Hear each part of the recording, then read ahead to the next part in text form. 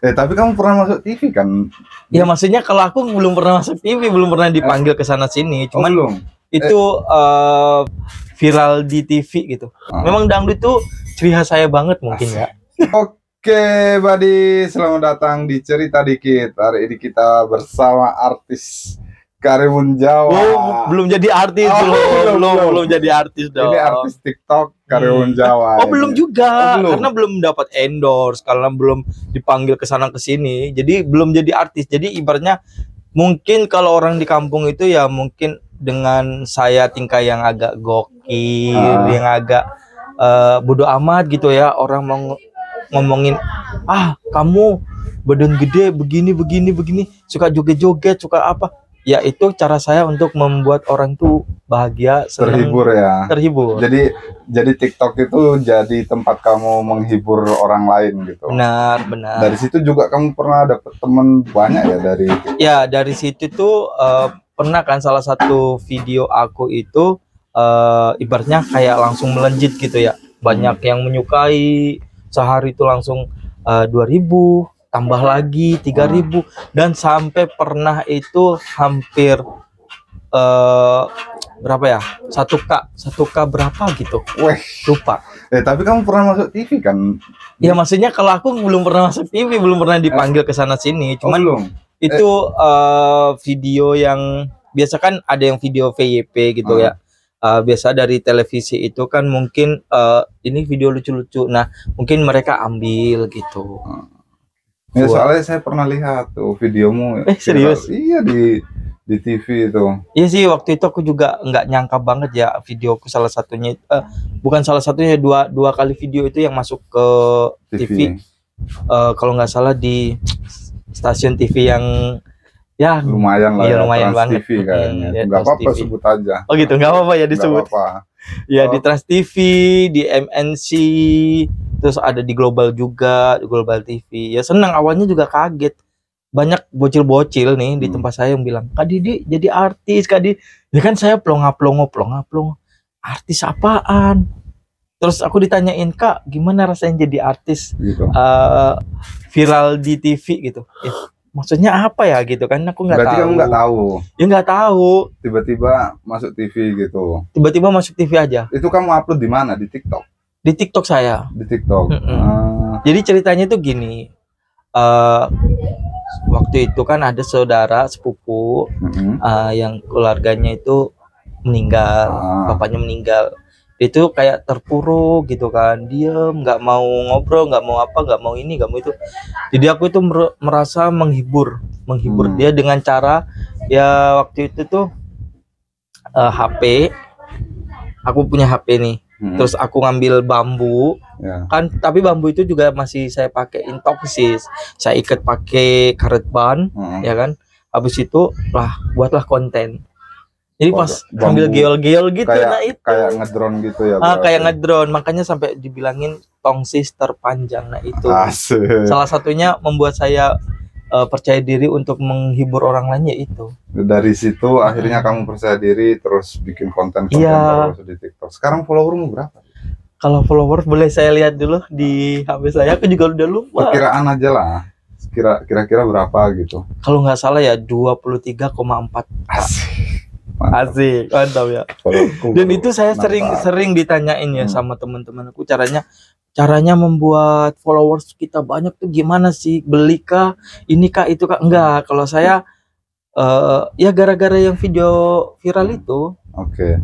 Artinya secara endorse kamu belum dapat endorse ya? Belum. Tapi sudah mendapatkan manfaat dari viralnya kontenmu. Karena kamu juga pernah cerita kan waktu itu ke Jakarta, terus ditemenin sama teman-teman. Iya benar. Dan itu saya sangat sangat beruntung sekali ya punya teman-teman yang kenal di TikTok, tapi bisa kita silaturahmi gitu kan.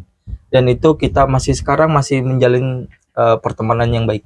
Oke, masih kontak-kontakan berarti? Masih dong. Dan waktu itu pas saya ke Jakarta itu, saya itu ibaratnya kayak artis gitu, tahu nggak sih? Dikawal dengan bodyguard. Ya amin ya, kalau bisa jadi artis gitu ya, amin gitu. Nah, aku juga bilang nanti kalau pas kalian mau ke Karimun hubungi saya. Nanti saya akan bisa ngajak kalian keliling wisata di Karimun ya. Dan salah satunya temen tuh ada yang udah kesini.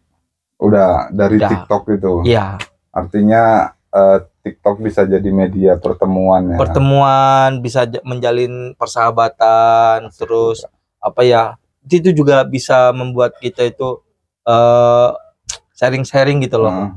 Kan saya sendiri kerjanya di bagian keamanan nih. Nah, teman-teman yang lain juga di keamanan. Jadi ketika pas ada temen yang mungkin kontraknya nggak diperpanjang kali ya. Itu kan bisa kita ngasih tahu ke teman-teman yang lain, barangkali di tempat mereka tuh ada yang perlu lowongan kerjaan. Maksudnya buka lowongan kerjaan kan bisa tuh. Iya. Jadi kamu itu salah satu saya itu juga banyak belajar dari kamu ya, maksudnya ya serius, artinya gini, nggak semua orang itu kan percaya diri ya ngobrol di depan kamera atau bikin konten gitu. Jadi saya dulu juga nggak berani, maksudnya kayak malu gitu lihat muka sendiri gitu kan. Iya, aku juga gitu dulunya itu. Ya kayak gitu sih dulunya. Juga memang, mohon maaf saya potong dulu ya. Dulunya juga kayak gitu. Jadi saya kok ngobrol-ngobrol kayak gini di kaca kok kayak malu gitu. Tapi pas setelah banyak orang yang kamu lucu ya, kamu gini ya, lucu banget, imut ini. Ya dari situ tuh rasanya kayak ada percaya diri gitu. Gitu ya. Coba kamu cerita tips-tips deh, maksudnya artinya salah satu hal yang bikin kamu percaya diri itu karena orang suka dengan kontenmu, ada orang apresiasi dengan konten-kontenmu gitu ya. Nah, ada nggak trik and tips gitu dari kamu biar nggak malu gitu? Malu-maluin nggak apa-apa. Iya. Terkadang kan ya dari sisi lain tuh ada yang suka, ada yang nggak suka. Kalau yang sukanya, orang yang suka ngelihat kita lucu, membuat konten lucu ya, mungkin dia itu lagi ada masalah. Ketika kita membuat video yang lucu banget, ya kita lucu banget, itu kan mereka terhibur tuh. Kalau yang orang yang nggak suka gitu, otomatis dia itu akan ngebully, ya kan, ngebully kita. Berarti sih? Sering kamu pernah dibully-bully gitu? Sering banget ya? Sering ya. Sering banget. Tapi buat saya bodo amat, ngapain sih?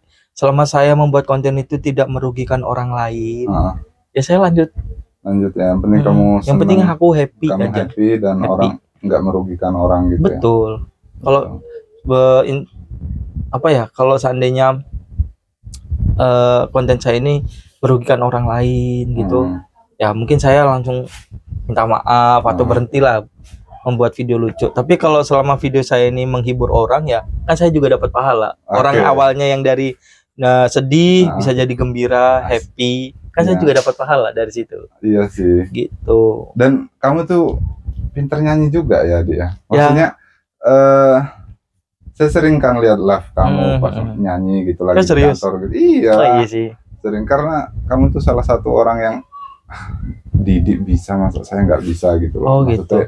Jadi saya saya coba gitu, meskipun di awal malu-malu juga gitu kan. Nah, kamu suka nyanyi berarti? Suka banget. Suka ya? Suka dari kecil. Saya dulu pernah sakit demam tinggi zaman dulu kan. Boleh nggak sih disepil nama obatnya? Boleh ya. Zaman dulu itu kan kalau anak-anak kecil sakit itu demam tinggi, biasanya kan itu sih obat yang oranye, Udrexin, yang rasa jeruk gitu kan. Waktu itu dikasih itu sama orang tua saya, sama mamaku. Nah, itu nggak mempan. Jadi zaman dulu tuh nggak ada yang namanya HP, televisi ada lah ya, pasti udah ada. Radio, tip yang pakai kaset itu, yang ada kabel coklat-coklat kalau nggak salah ya. Waktu itu tuh om saya itu siang, pagi, sore itu selalu menghidupkan tipnya, tip itu dengan lagunya Bang Haji Rhoma Irama, dan lagunya itu Mira Santika. Nah, dari lagu itu saya langsung tiba-tiba bangun, duduk, dan sambil nyanyi gitu. Enggak, ya ngangguk-ngangguk gitu kan. Musiknya enak banget gitu kan. Terus dari setiap lagu itu ada maknanya gitu, kayak ada maknanya banget gitu kan. Akhirnya dari situ bisa sembuh. Langsung enggak demam, langsung setiap hari om saya itu memutarkan lagu itu tuh terus sampai hafal. Gitu. Iya, sembuh.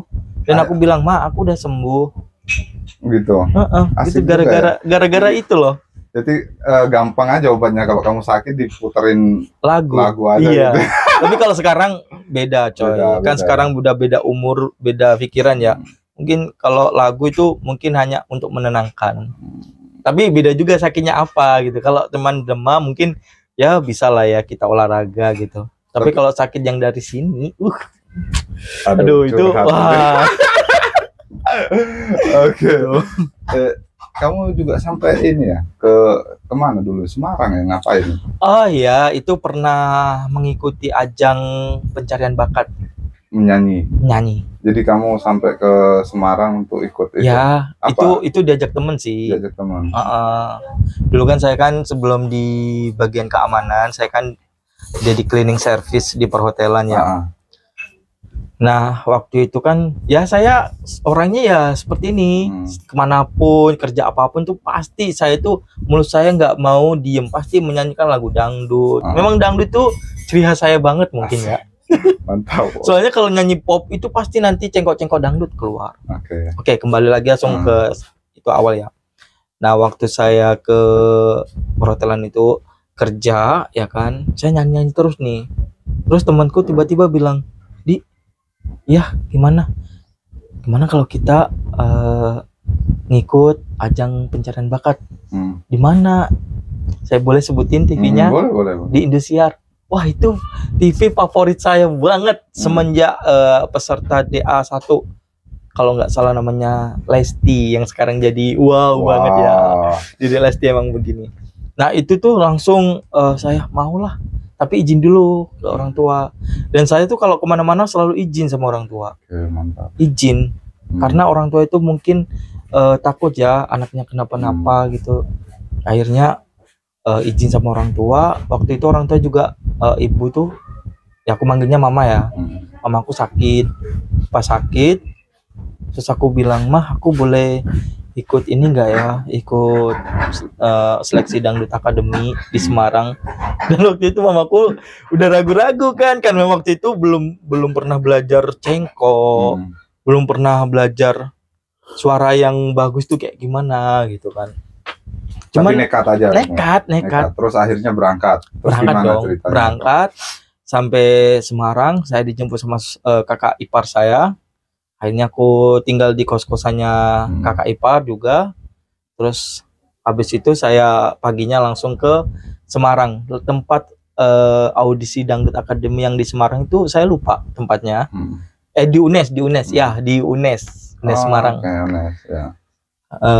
Di situ tuh ya udah punya formulir bla bla bla segala macam ya. Kamu nyanyi waktu itu di situ? Belum. Dan antriannya tahu nggak? Panjang banget coy. Iya, saya berdiri dari 7:30 duduk sampai setengah 3 baru bisa duduk. Jadi 8 pagi sampai jam 2:30 kamu berdiri? Iya, bukan cuma saya tapi banyak peserta yang lain. Dan di situ saya menemukan karakter orang yang berbeda-beda. Ada yang ya sedikit gitulah. Ada yang sedikit lucu, ada yang sedikit gimana gitu. Terus sampai habis itu nyanyi? Belum. Masih bertahap dulu kan. Pas pertama saya langsung nyampe di kayak pengasihan nomor peserta. Nah, saya digiring lagi ke dalam, terus duduk lagi, maju lagi ke depan. Nah, habis di situ aku disuruh nyanyi. Kamu nyanyi ya? Nyanyi. Lagu apa? Waktu itu lagunya Bang Haji Rhoma Irama. Apa? Lagunya itu tapi bukan Mira Santika ya. Aku lagu Keramat. Asik. Kayak lagu Keramat. Nah, pas nyampe di pertengahan lagu itu saya disuruh berhenti sama juri, tapi itu bukan langsung juri artisnya. Itu tuh juri kayak apa ya? Kan itu ada 3 tahap. Kita harus bisa melewati juri seleksi pertama, seleksi kedua, ketiga. Nah, yang keempat ini kayaknya baru ketemu sama juri artisnya. Oh, yang di TV-TV itu berarti sudah 4 tahapan. Iya, 4 tahapan. Oke. Gitu. Jadi antri ribuan orang dari jam 8 sampai jam 3 ketemu juri pertama itu. Terus kamu nyanyi itu. Terus habis itu gimana? Ya banyak yang disaranin sama juri pertama ini, juri apa namanya? Yang pertama tahap itu, pertama tahap pertama masih banyak fales. Terus nadanya yang tinggi nggak sampai, nada rendahnya keteteran. Terus banyak lah. Ya kan capek ya kan, mulai dari setengah 8 pagi sampai setengah 3 sore baru bisa duduk seperti ini. Kan capek coy. Di situ tuh aku udah ngerasa aku nggak jadi bintang, aku nggak jadi penyanyi dangdut, nggak apa-apa, yang penting tahu aja pengalaman. Jadi kamu luar biasa. Bisa untuk diceritakan ke anak sama istri nanti ya mungkin. Pernah sampai ke Semarang untuk jadi artis akademi. Bahkan pas pulang sampai ke rumah, ke kampung lah ya, itu saya sampai ditanyain tuh sama teman, saudara, kerabat, artis dangdut Indosiar nih, ini artisnya nih gitu. Di situ saya itu udah, aduh ini aku jawabnya apa? Kalau saya mungkin ada yang namanya ngebully, pasti ada ya kan. Tapi saya udah, bulian mereka itu tak buat kayak semangat saya, pasti saya suatu saat bisa menyanyi. Ya udah sih gitu. Udah sih. Coba kita nyanyi lah ya. Oh gitu. Oke, coba nyanyi lah yang tadi yang keramat itu kan. Hai sedikit aja. Oke. Hai manusia, hormati ibumu yang melahirkan. Dah gitu aja kali ya. Mantap. Oke. Asik ya perjalanan kamu. Jadi naluri artismu itu memang luar biasa sih. Tapi tapi kita nggak tahu ya. Iya, di bener. Dunia digital sekarang ini, betul, apapun bisa terjadi ya. Boleh saya minum? Oh silakan Pak. Saya minum dulu ya. Bismillahirrahmanirrahim. Mantap, luar biasa. Sekarang kita cerita apa lagi? Didi asli sini ya, lahir di sini, sekolah di sini. Aku asli putra Karimun Jawa, kelahiranku ya di Pulau Karimun Jawa. Yang sekarang Pulau Karimun Jawa itu makin wow banget, makin menjadi wisata yang kedua dari Bali mungkin ya. Banyak orang-orang yang seperti itu sih. Ya, kurang lebihnya kayak Bali kedua gitu lah ya kan. Ya bangga. Saya dilahirkan di pulau yang sangat indah, yang wah luar biasa ini, bangga banget. Seneng ya. Seneng banget. Apa ya? Pokoknya beruntung banget lah ya. Mas Didi masih single ya? Masih single. Masih cewek-cewek. follow.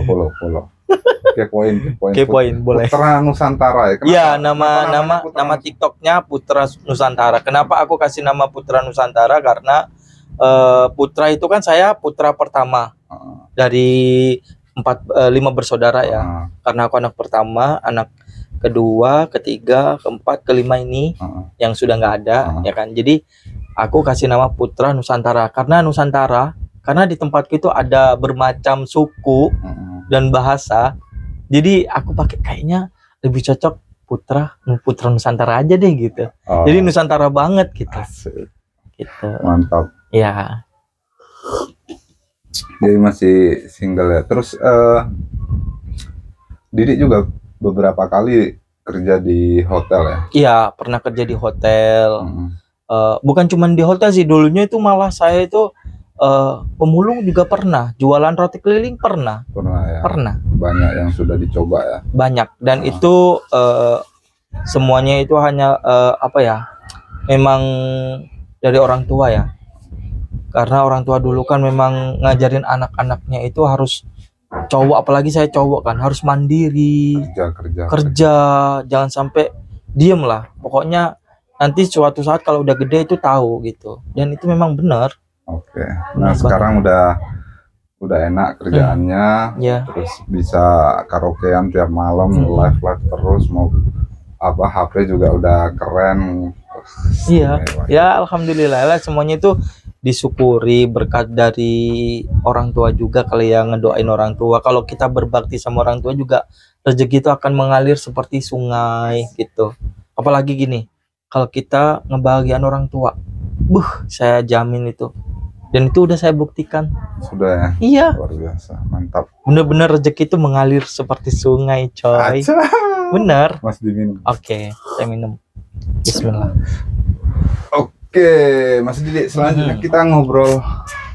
Boleh, ngobrol apa aja, saya kalau bisa saya jawab. Kalau nggak bisa ya next gitu. Oke, kita cerita soal pengalamanmu di dunia pariwisata atau hospitality. Oke, boleh. Dulu berapa tahun perjalananmu di dunia hospitality?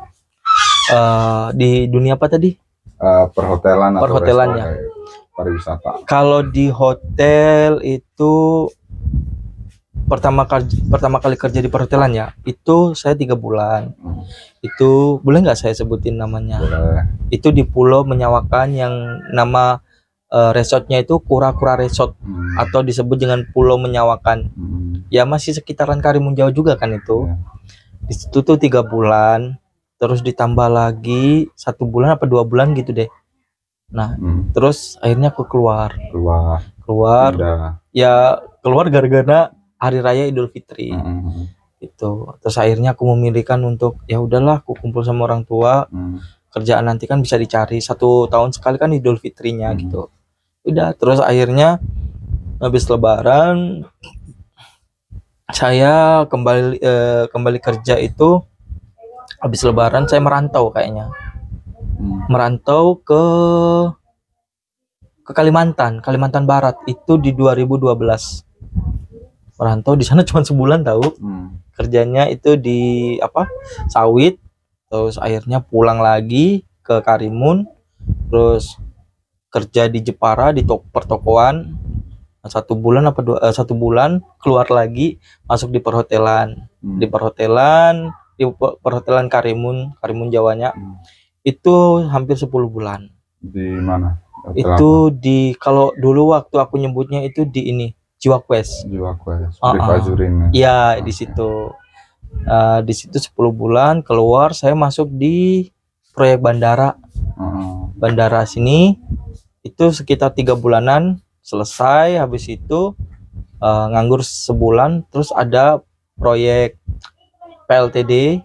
Nah, saya masuk di proyek itu, terus akhirnya sampai sekarang masih netap di PLTD sampai hari ini. Jadi perhotelan gue cuma di situ aja.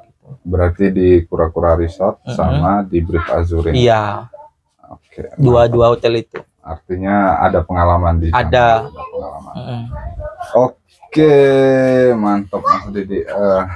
Saya tuh sebenarnya pengen banyak cerita lagi ya sama kamu. Nanti kita podcast lagi, kita ngobrol lagi. Boleh dong. Kita cerita pengalaman Mas Didi di dunia hospitality di pariwisata. Mesti banyak cerita-ceritanya ya. Nanti kita kupas. Nah, saya pengen tahu harapan Mas Didi untuk diri sendiri. Mungkin ada target tahun ini atau selanjutnya, tahun-tahun selanjutnya, dan kasih pesan dan kesan buat teman-teman seusia Mas Didi, teman-teman muda, soal Karimun Jawa, peluang di dunia pariwisata dan lain-lain seperti apa. Oh gitu ya. Aku jawab yang mana dulu nih? Terserah, dari diri sendiri dulu. Aku dari diri sendiri ya. Untuk saya sendiri, kupengennya tahun ini tuh harus punya istri. Gitu. Ya udah pengen banget gitu. Cuman jodohnya belum ketemu. Itu yang pertama. Yang kedua, untuk teman-teman yang yang nganggur, kalian tuh jangan yang namanya gengsi itu jangan. Kalau kamu gengsi itu tuh nggak bakal dapet cuan, tahu? Bener nggak sih? Sekarang banyak anak muda yang gengsi untuk bekerja. Ya, zamannya saya dulu kerja apapun itu, mau pemulung ini segala macam, bodo amat, yang penting saya dapat cuan. Gitu. Nah, apalagi di tempat kita ini lagi banyak banget ya lowongan pekerjaan itu di perhotelan ya, di global pariwisata. Global pariwisata itu banyak banget.